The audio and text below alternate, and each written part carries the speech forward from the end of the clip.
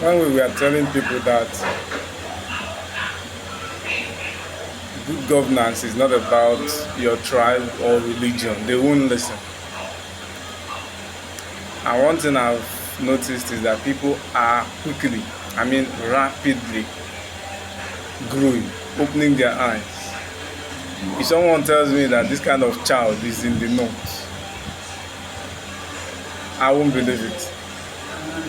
So it has come to a point where even the little children are now aware of the criminalities, are now aware of the anomalies that are currently happening in the Nigerian state, where one man wants to loot the wealth of a nation, a wealth that can take care of millions of people for decades. One man that cannot even live up to 100 years wants to loot them.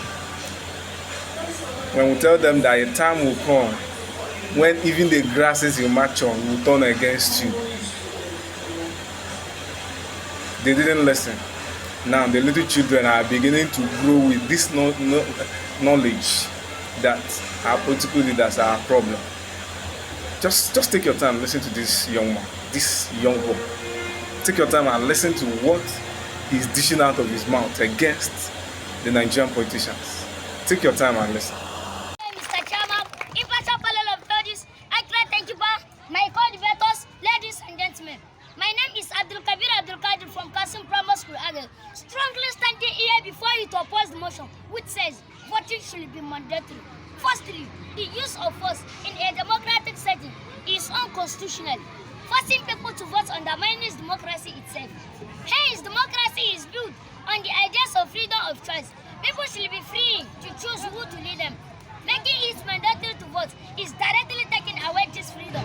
Any government that tries to apply the use of force becomes authoritarian, attacking the personal liberties of its citizens. This alone disqualifies the assertion the credibility of any election is for people to be allowed to come out en masse on their own to vote.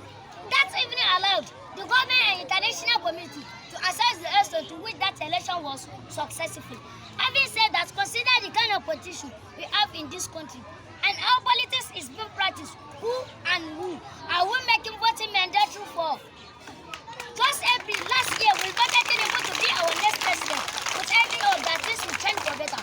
Upon signing him, the first bit of color he gave us was remove the petroleum subsidy, proving the whole nation who took in Obia into untold hardship. Prices of goods and services continue to rise. Tinubu, with all his charisma, cannot handle this country the way we want.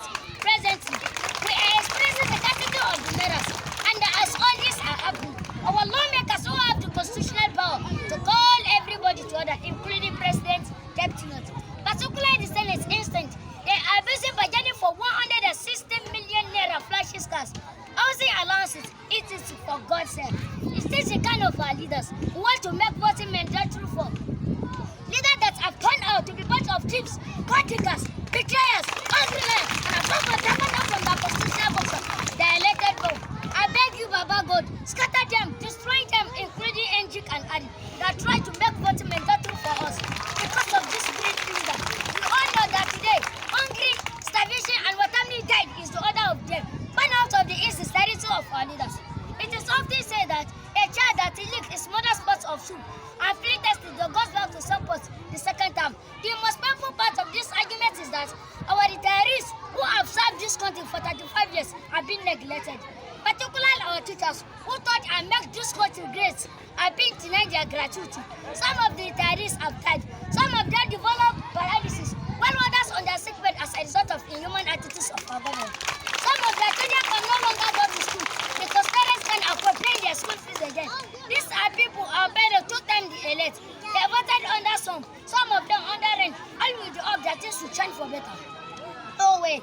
And some unscrupulous elements are somewhere agitating for mandatory voting, as if they are part of the dirty of our greedy leaders.